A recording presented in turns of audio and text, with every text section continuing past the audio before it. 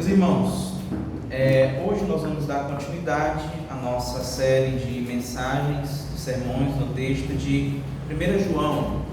Vamos abrir lá nossas Bíblias em 1 João. Hoje, capítulo 2, nós falaremos do versículo 12 até ao versículo de número 14. Então, nós vamos ler esses 3 versículos hoje e vamos meditar nesse texto. 1 João 2, os versículos de 12 até o versículo de número 14.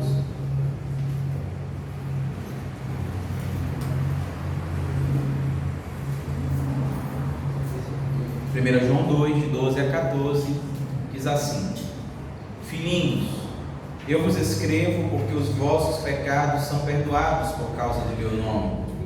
Pais, eu vos escrevo porque conheceis aquele que existe desde o princípio.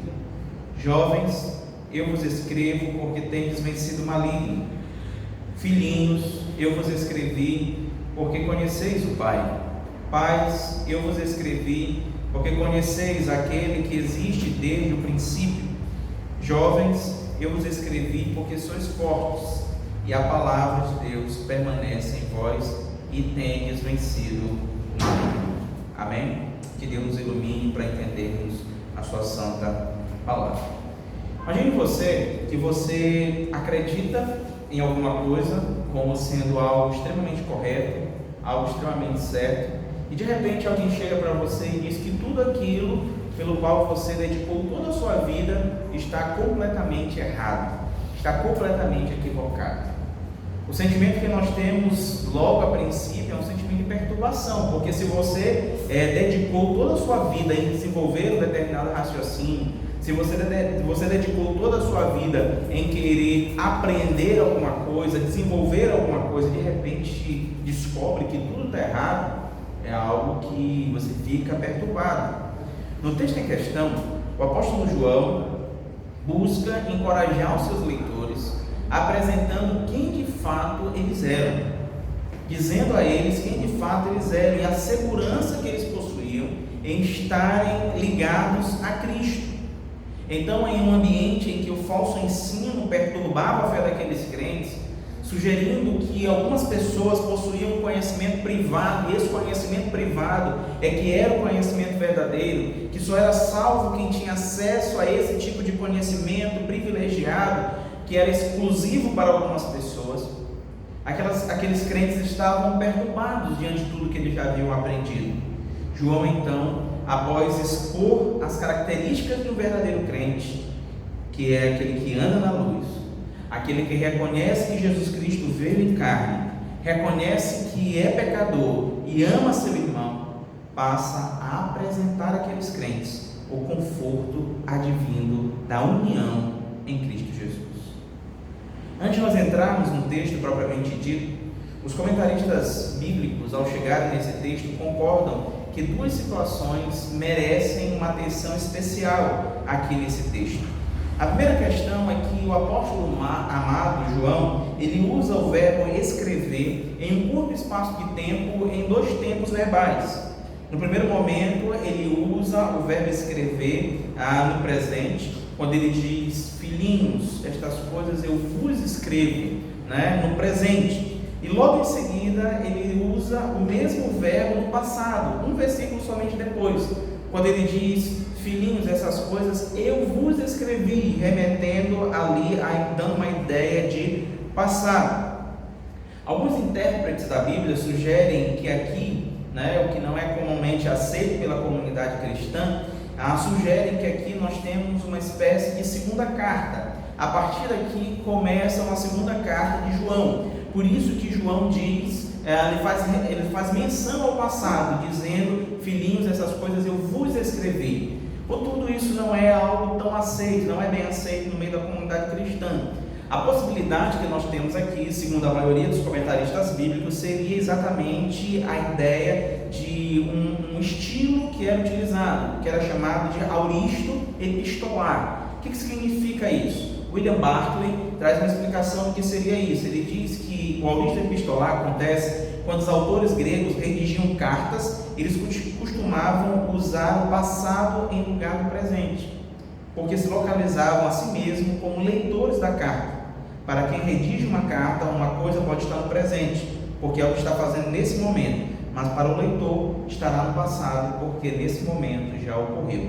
Então era muito comum que aquelas pessoas, ao escreverem suas cartas, eles se colocassem no lugar do leitor. Ora, se o leitor ia ler depois dele ter escrito, logo aquela expressão já estava ali no passado. Então, sendo assim, em ambos os momentos, o verbo transmite a mesma ideia. Então, a ideia de João utilizasse o pretérito a partir do versículo 14, portando-se como leitor daquilo que ele acabara de mencionar nos versículos anteriores. Então, nós não temos aqui duas epístolas, segundo algumas pessoas podem sugerir, que a partir do versículo 14 comece uma nova epístola. Isso não é verdade. Outra questão que merece particular atenção e explicação é a menção de diferentes grupos, certo? Que aparentemente apresentavam uma divisão de idades. Então nós temos aí basicamente três referências. Nós temos a referência a filhinhos, certo? Que poderiam se referir ali a crianças, né? Nós temos uma outra referência a jovens, né? Que é a ideia de juventude, e aos pais, que daria uma ideia de que João está escrevendo aos mais experimentados. Contudo, nós temos algumas razões para discordar de que João estava ali categorizando as pessoas pela idade, ou separando as pessoas em grupos ali pela idade. Por quê? Por quais motivos? Especialmente por dois motivos. O primeiro deles é que um dos substantivos utilizados aí, filhinhos, né, nós podemos encontrar João utilizando ele com muita frequência. Nós mesmos, até aqui, já vimos algumas vezes, quando, por exemplo, vimos no capítulo 2, no versículo 1, ele dizendo, filhinhos, essas coisas vos escrevo para que não pequeis. Ele não estava escrevendo somente às crianças, mas ele deixa claro que ele estava se referindo a toda a igreja, como uma espécie de ancião que estava ali discipulando ou escrevendo aquela igreja. Então, em 7 oportunidades em toda a carta, no capítulo 2, versículo 1, no versículo 12, 28, no capítulo 3, versículo 7 e 8, no capítulo 4, versículo 4, no capítulo 5, no versículo 2, nós vemos João repetindo. Então, nós não podemos acreditar que filhinhos, somente aqui nesse versículo, João estava se referindo a crianças. Não era essa a ideia. João estava tratando com toda a igreja, certo? Então, se filhinhos não se referia às crianças, automaticamente jovens e pais também não se referiam ali a pai nem a juventude especificamente. O segundo motivo porque nós discordamos da ideia de uma divisão de grupos aí é que as qualidades que são ressaltadas por João nos versículos, tanto do versículo 12 até o versículo 14, são qualidades particulares, certo? Que não são particularidades das diferentes idades. Então, por exemplo, não são somente os jovens que vencem o marido, não são somente os pais que conhecem a Deus, não são somente ali os filhinhos, né, que receberam a mensagem direta de João. Não, todas as particularidades aqui citadas por João, elas referem-se a todos os crentes da igreja, o que aqui inviabiliza uma ideia, certo? Uma ideia de que João estava escrevendo para classes de idades. Sendo assim, o que João faz aqui, então, era se referir a toda a igreja. Contudo, João está usando um recurso poético com a finalidade de dar maior ênfase no encorajamento. A ideia aqui, que nós podemos entender, é que João está se referindo a todos os crentes, que todos os crentes são pela graça, não por natureza, filhinhos na inocência, na dependência do Pai, jovens na força e pais na experiência. Então João se referia ali, basicamente, a todas as classes de pessoas na igreja. Então, tendo esclarecido essas coisas, vamos entrar no texto propriamente dito. No versículo 12, a primeira coisa que o apóstolo João nos fala é exatamente: filhinhos, essas coisas vos escrevo porque os vossos pecados são perdoados por causa do meu nome. O primeiro ponto aqui seria coragem. Os seus pecados são perdoados em Cristo. A primeira menção feita por João remete aqui a uma necessidade que ele vem apresentando desde o princípio da epístola, dessa sua epístola. Então, desde sempre o ser humano buscou de alguma maneira conhecer a Deus, ter relação com Deus, comunicar-se com Deus. E ele fez isso das mais variadas maneiras. Por exemplo, os filósofos gregos, eles acreditavam que a razão era a maior evidência dessa conexão de Deus de nossa com o eterno. Os judeus imaginavam que o fim de todas as coisas era exatamente ali o cumprimento da lei, e por isso eles se tornavam insensíveis até diante das necessidades dos outros, como por exemplo, chamando a atenção de Jesus, por Jesus ter curado alguém ali no dia de sábado. Então sempre o homem procurou ter essa relação com Deus. O grupo em específico aqui que João está rebatendo aqui nessa carta que nós estamos estudando, ele trata exatamente a ideia de que pessoas imaginavam ter recebido algo especial, algo espiritual, algo que foi dado somente a eles e não foi dado a outras pessoas. Mas a verdade que João nos faz lembrar é exatamente da natureza em que nós possuímos. Ou seja, embora nós queiramos ter algum tipo de relação com Deus, embora nós queiramos conhecer a Deus, ter intimidade com Ele, mas nós possuímos uma natureza pecaminosa, nós possuímos uma natureza decaída. Deus, Ele não se relaciona com o pecado, Deus não tem comunhão com o pecado, Deus não conhece o pecado.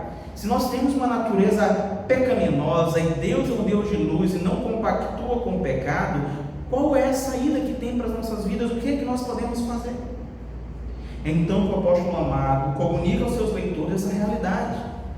João olha para aquela igreja e diz: filhinhos, essas coisas eu vos escrevo porque os vossos pecados são perdoados por causa do seu nome.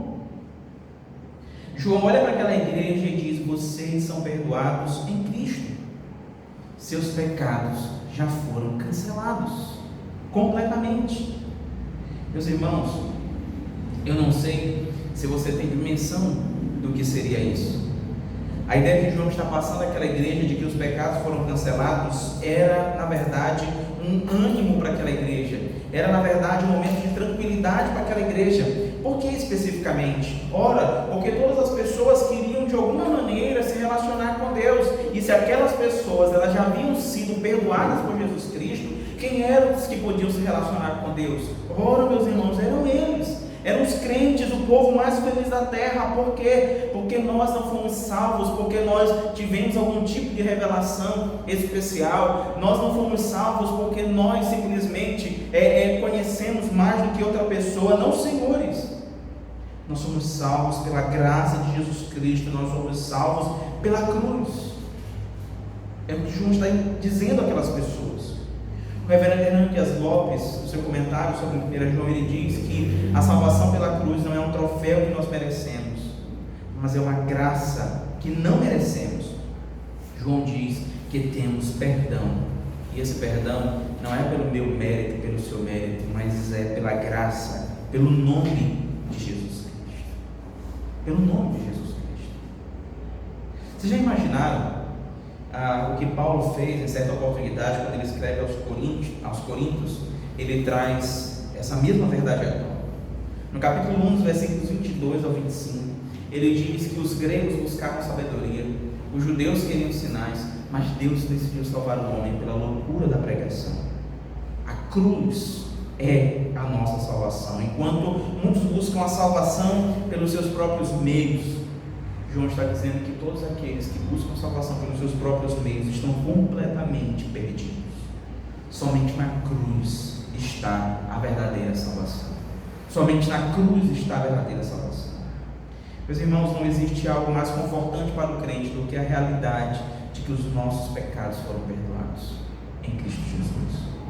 Ter os pecados perdoados significa dizer que nós fomos livres do castigo eterno. Ter os nossos pecados perdoados significa dizer que o cálice da ira de Deus, que era para mim e para você, foi satisfeito em Cristo Jesus. A ira de Deus, que era para ser derramada sobre nós, foi derramada sobre Cristo Jesus.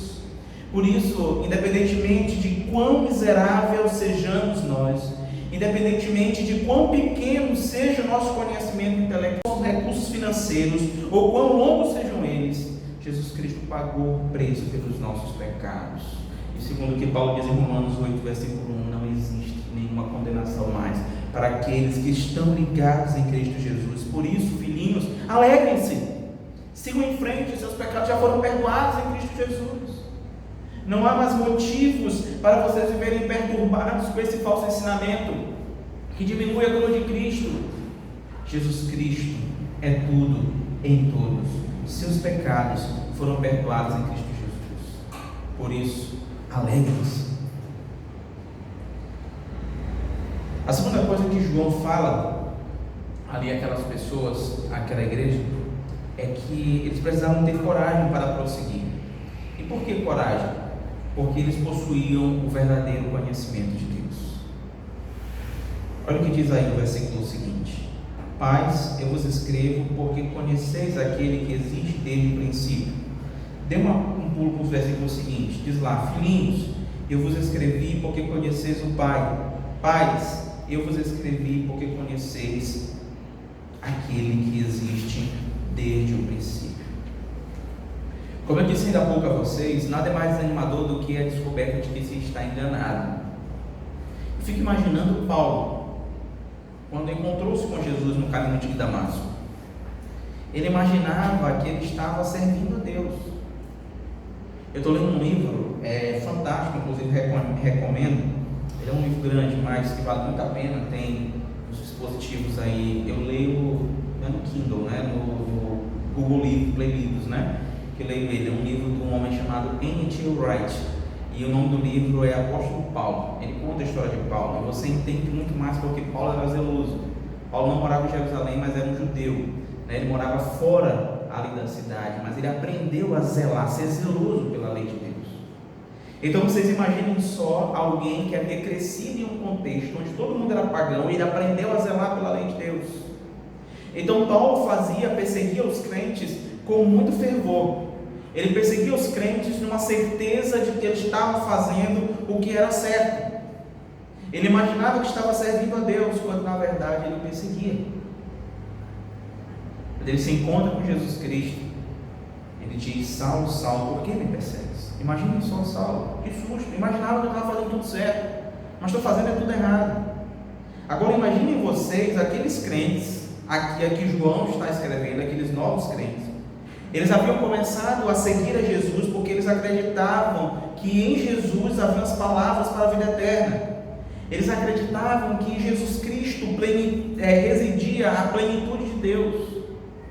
Agora chegam alguns pregadores dizendo que, na verdade, Jesus Cristo, a salvação não está de fato em Jesus Cristo.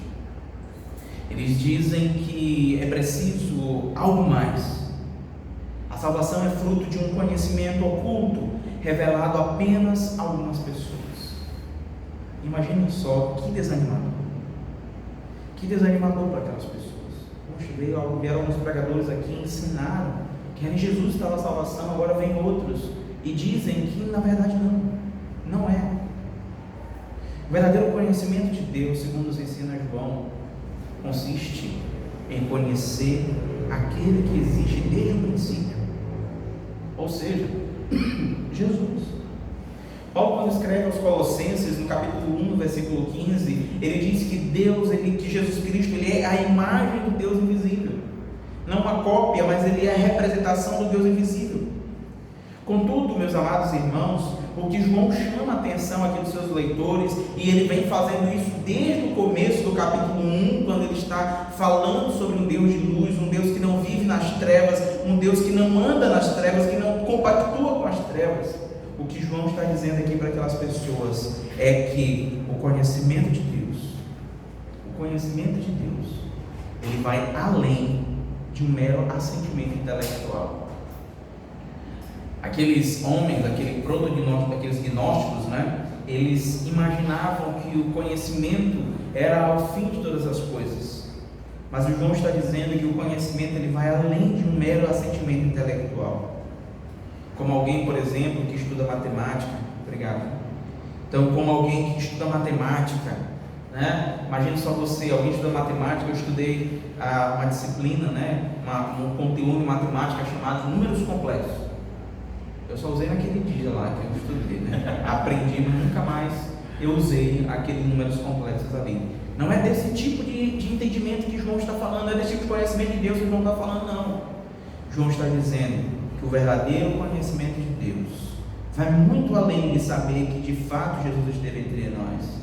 E foi um cara bacana, né? Existe hoje, vocês assistiram na sexta-feira, peguei assim, alguns flashes, né? Estava passando lá no Globo Repórter, né? Falando sobre os pães, né? O pão que Jesus Cristo celebrou a ceia, né? Entre outras coisas, né? O pão, como era a receita do pão que Jesus Cristo usou lá para fazer a ceia. Então, muitas pessoas acham que conhecem a Deus pelo fato de reconhecer que Jesus Cristo esteve entre nós, foi um cara bacana, um cara que deu um bom exemplo e tudo mais.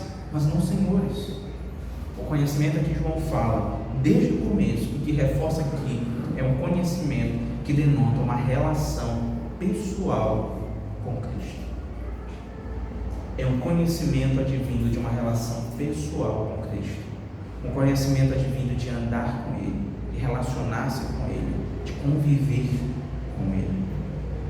Concordo com o reverendo Hernandes quando ele diz que João escreve aos crentes para mostrar-lhes que o verdadeiro conhecimento de Deus não é um privilégio dos gnósticos, mas dos crentes. Esse conhecimento não é um conhecimento teórico nem esotérico. Esse conhecimento não é apenas um conhecimento intelectual. Tratava-se de um conhecimento experimental, relacional, profundo. Não é conhecer a Deus apenas de ouvir falar, é conhecê-lo por intermédio de um íntimo relacionamento com Ele. Com isso, o apóstolo amado encoraja seus leitores, tanto com a realidade que eles de fato conhecem a Deus, como também com a realidade de que aquelas pessoas deveriam buscar relacionar-se com Deus, conhecer a Deus com mais profundidade. Deveriam buscar conhecê-lo, relacionar-se com Ele continuamente. O conhecimento de Deus não é um conhecimento que se adquire no banco de uma escola, mas o conhecimento de Deus é por meio de Jesus Cristo e Ele dá-se de forma relacional. Meus amados irmãos, nós temos um precioso privilégio por meio de Cristo. Que privilégio é esse? Nós podemos conhecer a Deus, nos relacionar com Ele, chamá-lo de Pai. Por isso, João nos conclama essa noite, a palavra de Deus nos conclama essa noite, para que nós possamos prosseguir em conhecer a Ele. O apóstolo Paulo, em 2 oportunidades, orou tanto pelos colossenses quanto pelos irmãos em Éfeso, e orou pedindo a Deus para que eles conseguissem conhecer a Deus. Conhecer qual era a altura, qual a profundidade, qual a largura, conhecer a Deus de fato. Para que conhecer a Deus? A grande verdade é que quanto melhor nós conhecemos, melhor o servimos. E se nós melhor servimos, nós evitamos o pecado e buscamos agradá-lo. Entendem por que os falsos mestres estavam tão enganados? Eles nunca conheceram a Deus, porque eles achavam que poderiam servir ou alcançar a salvação, mas isso dissociado de seu relacionamento na questão das práticas. É por isso que João diz que aquele que anda com Deus se afasta das trevas e anda na luz. Os falsos mestres buscavam santidade, eles buscavam a santidade por meio do conhecimento, mas eram imorais. Os verdadeiros crentes, eles buscam santidade moral, e isso só prova de que nós andamos com Deus e o conhecemos verdadeiramente. Você conhece a Deus verdadeiramente? Pratique aquilo que sua palavra manda, afaste-se do pecado e viva de acordo com aquilo que Deus quer que nós vivamos. Mas em terceiro lugar, o apóstolo João continua a encorajar aqueles crentes e diz a ele: coragem, vocês têm vencido o maligno. Jovens, eu vos escrevo porque tendes vencido o maligno. Jovens, eu vos escrevi porque sois fortes, e a palavra de Deus permanece em vós, e tendes vencido ao maligno. A palavra de Deus agora é dirigida àqueles crentes e ela visava fortalecer ele diante das investidas do Satanás, diante das investidas do maligno. Aqui é importante destacar a operação do maligno como algo que ocorre de maneira pessoal e que o propósito é exatamente afastar o cristão autêntico da verdade das Escrituras, da luz. O diabo, nós precisamos ter muito cuidado, porque nós não podemos nem correr o risco de subestimá-lo, achar que ele não tem poder nenhum sobre nós e que nós podemos fazer aquilo que bem entendermos, que no final das contas o diabo não tem poder nenhum, mas também não podemos superestimá-lo, temê-lo, né? Não podemos superestimá-lo. O importante aqui ressaltar é que João, ao falar aquelas pessoas, embora ele mencione a ideia de jovens aqui, mas João em nenhum momento ele está falando de uma força oriunda da mocidade. João não está falando que a força para vencer o maligno vem dos jovens. Engraçado isso, que muitas vezes as pessoas gostam de fazer aqueles temas, né, de encontro de jovens, né? Jovens, vocês são fortes, né? Então, mas a ideia aqui de João não tem nada a ver com isso. Não é por conta do vigor da mocidade que eles têm vencido o maligno, muito pelo contrário. Eles são fortes, porque a palavra de Deus permanece neles. Eles têm vencido o maligno, não com suas próprias forças, mas pelo poder da palavra que permanece neles. Nossa verdadeira força, meus irmãos, vem do Senhor. A força do homem nada faz, sozinho estamos perdidos, como dizia Martinho Lutero. Observe que o apóstolo, ele constata a vitória dos crentes sobre o maligno. Aqui não há um prenúncio de uma batalha. Nós não precisamos viver todos os dias buscando uma luta com o maligno. Não, nós precisamos agora, nós estamos em guerra, né? E vamos lá, onde é que o diabo está? Vamos atrás para a gente lutar. Não, senhores, a ideia de João não é chamar as pessoas para a batalha, mas é constatar de que aquelas pessoas, elas eram vitoriosas, elas haviam vencido ali o maligno. E por quê que eles estavam vencendo o maligno? Porque a palavra de Deus permanecia nele. Embora a batalha para com o maligno seja algo recorrente, diário, conforme inclusive o apóstolo Paulo em Efésios capítulo 6, dos versículos de 10 a 18, nos encoraja com a necessidade de nos revestir com toda a armadura de Deus, para estar firmes contra dardos inflamados do maligno. No texto em questão, João está encorajando aqueles crentes. Nós temos aqui uma constatação vitoriosa. Que constatação é essa? Quando nós permanecemos em Cristo, nós vencemos o maligno.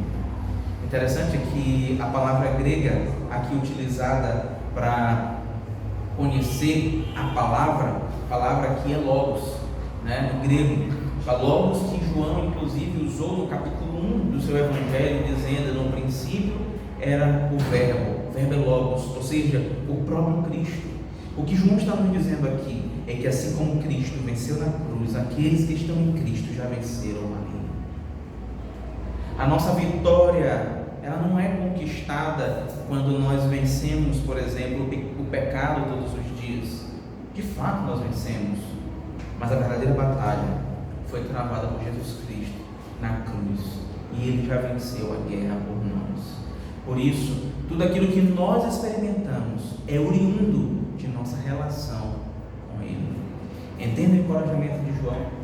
João está dizendo: olha, fiquem tranquilos, tenham forças para continuar a caminhada, porque vocês já venceram o pecado, Jesus Cristo venceu por vocês. O fato de vocês estarem unidos a Cristo faz com que vocês vençam o pecado. Tenham forças na caminhada, porque vocês conhecem a Deus de verdade, tanto porque Ele foi revelado em Jesus Cristo, como também porque vocês estão em constante crescimento, se relacionando com Ele, buscando crescer com Ele. Mas João diz ainda para aquelas pessoas: embora vocês possam sofrer investida de todos os lados, mas vocês já venceram o maligno, porque essa batalha Jesus Cristo já venceu na cruz. Eu já estava lendo um livro, inclusive fantástico também, um dos livros que você precisa aí, quem sabe, tirar um dia para fazer uma leitura. Um livro de um homem chamado Anthony Rockman. Ele tem 3 livros. Um livro que fala sobre o homem que é chamado Criados à Imagem de Deus. O segundo livro é chamado de Salvos pela Graça, ele fala da doutrina da salvação. E o terceiro livro se chama A Bíblia e o Futuro, que ele fala de escatologia. E uma das coisas que ele diz, esse A Bíblia e o Futuro, que eu acho fantástico, essa constatação de que quando Jesus Cristo voltar para nos buscar, ele não voltará mais uma vez para guerrear, ele não voltará para destruir Satanás e tudo mais. Ele já fez tudo isso na cruz. Jesus Cristo voltará como rei que venceu a batalha para governar. Ele já governa, na verdade, mas para levar aqueles que são seus. Amém. Muitas vezes, meus irmãos, nós podemos nos questionar se estamos no caminho certo. Não sei se você já pensou nisso. Será que eu estou no caminho certo? Será que de fato é na igreja que está a verdade? Será que essa Bíblia realmente é de verdade?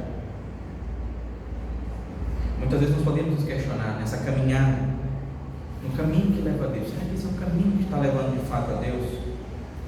Quando nós ligamos a nossa TV ou acessando nossos smartphones, nosso computador, nós vemos um bombardeio diário de especialistas da fé anunciarem muitas vezes e em muitas situações uma mensagem que nos causa estranheza, nos fazem duvidar do que nós temos aprendido. Durante muitas vezes, no começo de minha caminhada ministerial, quando eu pastoreava, sempre pastoreei igrejas pequenas, eu ficava me questionando: Senhor, por que, Senhor? Eu me preparo para levar a tua palavra, anuncio a verdade. Enquanto isso, tem muita gente por aí que fala tanta besteira, que são até mesmo agressivos ao teu nome, mas as igrejas deles estão cheias. Nós podemos chegar a nos questionar sobre essas coisas. Será que nós estamos no caminho certo? João encoraja a igreja de Jesus Cristo, a igreja da cristandade em nossos dias, a crer e ter coragem para permanecer em Cristo, o Verbo encarnado. Meus amados irmãos, qualquer pessoa que pregue contra a verdade de que nós temos todos esses privilégios, perdão dos pecados, conhecemos a Deus, vencemos o maligno, qualquer pessoa que pregue que nós temos todos esses benefícios não em Cristo, isso é mentira. Nós não podemos crer. Somente em Cristo os nossos pecados são perdoados. Somente em Cristo nós conhecemos a Deus verdadeiramente. Somente em Cristo nós vencemos o maligno. Por isso, meus irmãos, coragem. O Cordeiro venceu, vamos seguir, vamos andar com Ele. Todos os benefícios que nós temos são oriundos de estarmos ligados a Cristo. Por isso, liguemos-nos a Ele, andemos com Ele. O nosso Senhor, o nosso Cordeiro, venceu a batalha para que nós possamos segui-lo diariamente. Que Deus abençoe em Cristo Jesus. Amém.